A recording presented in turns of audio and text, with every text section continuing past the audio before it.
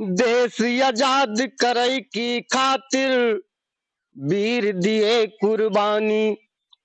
देश आजाद करई की खातिर वीर दिए कुर्बानी। और ऊ दिन याद करत जा भैया, छोड़ दायब बेईमानी।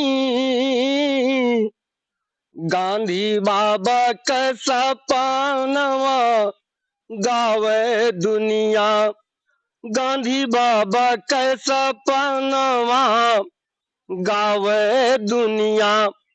हमरे भारत का ईमानवा गावे दुनिया। हमरे देश में बड़े बड़े सब वीर भये बलकारी।